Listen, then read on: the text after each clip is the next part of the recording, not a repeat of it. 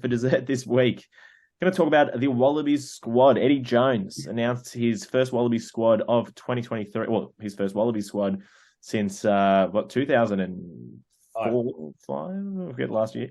Last time he did this, but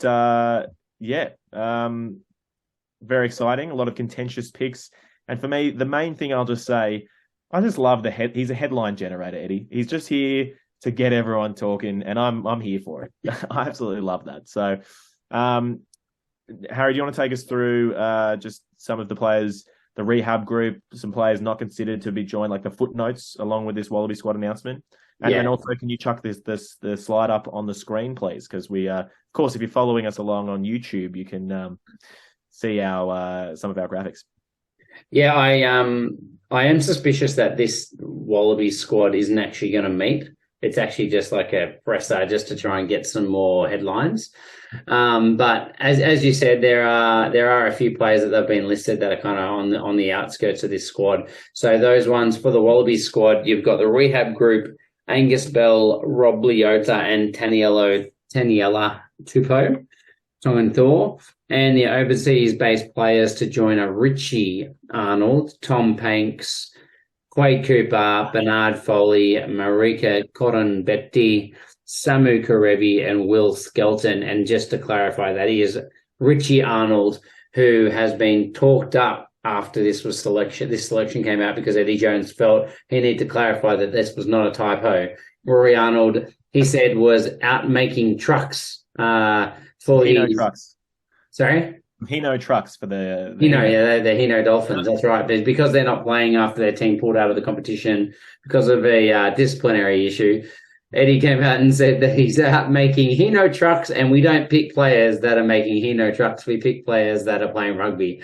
So just gold. I just love it so much. He's his own freaking Twitter joke account. Like, he's so good. He is. Yeah, I love that I literally think that he literally just picked Richie to like taunt Rory into starting to play in Australia. He just doesn't care. He'll do whatever he needs to do. He's just like, later on, he'll probably tell Richie, he'll go, Richie, mate, you never had a chance. I just needed Rory to start playing some rugby, okay? So, But we know Richie's got no chance. I love the fact that he's rubbing this in Rory's face, who decided he wasn't going to come and play for the Wallabies when he had the ability to come play in Australia, right? Like, he did not choose to put Australia first. And Eddie said in the same presser, we are going to reward people who are willing and wanting to take cuts and play for Australia above all else. And that was, a minute after he was talking about the Richie Rory thing. It's true. Actually, can I just say, although what I wouldn't be surprised by is if we said this in the 2019 Rugby World Cup, I think Eddie can deliver the goods on, signing either Arnold, and then, mate, the blokes are twins, so just take both of them with you to the Rugby World Cup. One of them gets injured, you just throw the other brother in there. You just put them both as one name on the team sheet. Job done. But I like it. If they go off for an HIA, can the brother sit the test? Exactly. How would they know, mate? Just dress him up, mate. It's fine. But he did in his travels around France. He did go sit down with Richie and with the coach of Toulouse.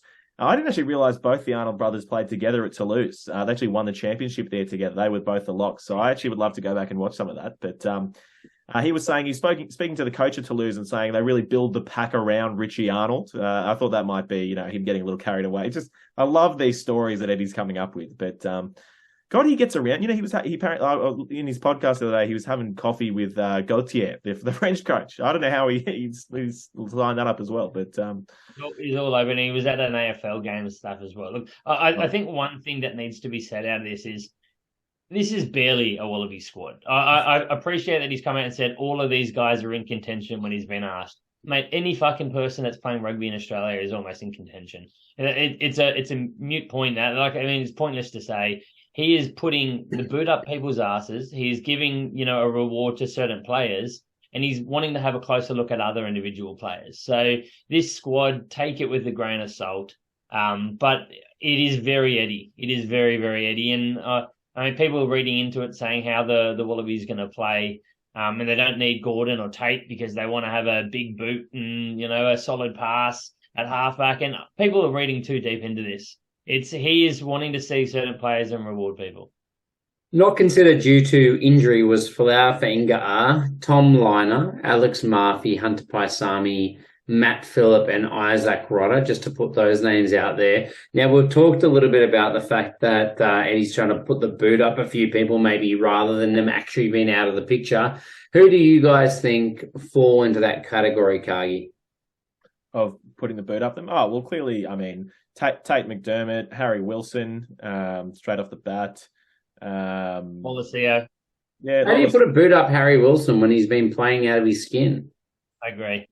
Well, it's funny. You'd have to think like, I know the selections came out on Sunday night, but like how late did he change those? Because obviously Harry had a great game on the weekend, but by the same token, you know, we hadn't seen Andrew Kellaway play until he came on, started this half, and had an absolute blinder. So, you know, did he just earn himself selection by that 40-minute little cameo or whatnot? So it's interesting to know what he's doing, but. Yeah, I mean, to be fair with Harry Wilson, the only thing I can say is Langy Gleeson's just been that good that it's, it's like, well, do we even need him? You know, I mean, Langy. I think that's why. Yeah. So to get back to your question, because you've gotten very distracted, who is dropped because they're getting a boot put up them? Argument. What? That's right, mate. It's Tate, it's Gordon, it's Lolosio. Is there anyone else? Maybe I thought Parisi needs a boot. Yeah, he fell out of favour. I think he needs a boot because he just hasn't been doing anything. He hasn't been performing this year. Where's he been? He's been absent. I mean, he said that himself, didn't he? Yeah, pretty much. And then, guys, who in this squad is being picked so we can have a closer look at them? Vunivalu, mate. Like, that bloke has zero hammies, zero heart, but lots of potential. Eddie's done the same thing as me. He's gone, mate, he's a specimen. Just let me get him in training camp and I'll put him through the paces. All right? You know what I mean? Dave Rennie couldn't get him to run full speed in training. I'm going to come at him with a bloody whip and a cricket bat. I'll make him run full speed of training. You watch Eddie. He'll get out there. Eddie with a golf cart next to him, just like, you know, threatening him. That's what I want to say.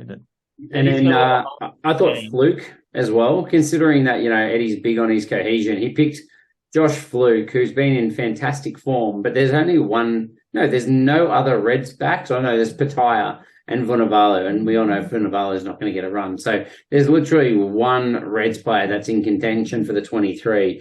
So I think Fluke he just wants to get a good look at. And I thought the other one was Blake Shop. Obviously friend of the pod, big fan of Blake Shop, and he's been exceptional in his first year of professional footy. But that's a big call to bring him straight in. I think he wants to see what his ceiling might look like. Jorgensen, Carter Gordon, Jordan Uelisi. Uelisi hasn't shown much, but he's just got a point of difference with his size. They're all people. Maybe Brad Wilkins being rewarded, and he wants to see, you know, what his leadership qualities are, because apparently he does have those as well. There's a lot of people in this team he wants to have a look at. I thought Wilkin might be the they're all saying, everyone's saying Hooper's going to retire at the end of the year. I thought it was like McRae and Wilkin to be the 2 sevens vying for next year. So it's time to get him in around the squad, particularly with the form he's been in. That leads me on to what I wanted to say, is that obviously this squad, is it picked with any players as like development players, get them into the system, or is this squad just you're going all out for the World Cup this year? Because obviously, otherwise it would really make sense to bring in Fluke and Jorgensen and players like that for, let's get them in and around the system as development for next year. You know, like the play you take on spring tour, but they don't really play. You know, this camp they're spending one day on the attack shape they're going to play, one day on the defense shape they're going to play. They're going to do the media stuff, and they're going to have like a picnic and kumbaya, like get together without Rennie playing guitar anymore. That's it. That's the whole camp. So, no, I don't really reckon this is a development thing. I think he just genuinely wants to have a look. This is barely a Wallabies squad. It's a person of interest squad, and that's fucking what it is. Let's call it what it is. I will say I enjoyed reading. I read an article today, and it was just talking about some of the selections, but he was talking about Carter Gordon, and he was just saying one of the things he loved the most about Carter Gordon is that the bloke, he loves that he's physical. He said he's a bit old school in that, he knows when to flatten up the attack and when to just run the ball hard and whatever. But he was saying the thing he liked the most about it is that he just absolutely never gives up. And he said, his team's getting absolutely trumped by the Drua. They're down heaps of points, but just at no point did Carter Gordon ever look like he thinks his team's going to lose the game. and just absolutely stays has the conviction that they're going to win or whatever the whole game and stays in it. And I really like that. When he was asked about Carter Gordon, someone said, "Does he remind you of Larkham?" And his answer was, "No, not at all." Not at all. I loved it. He wasn't humouring him at all. Not humouring him at all. And they're not the same. He goes, the only similarity is they're tall and skinny. I feel like that guy has written an article and was just going to insert a 10 no matter who it was, and was just wanting Eddie to confirm it because he wrote it before they announced the squad. But anyway, I just want to go, the last question is, any players in there who you really don't like seeing in there?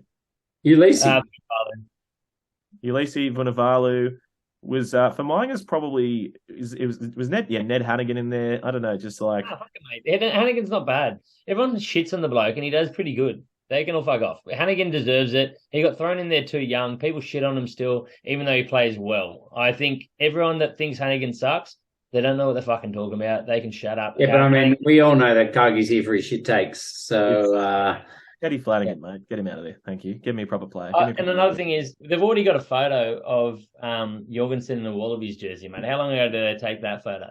Yeah, After game one? After game one or what? Yeah, after game one. Yeah, come this way, please. Excellent.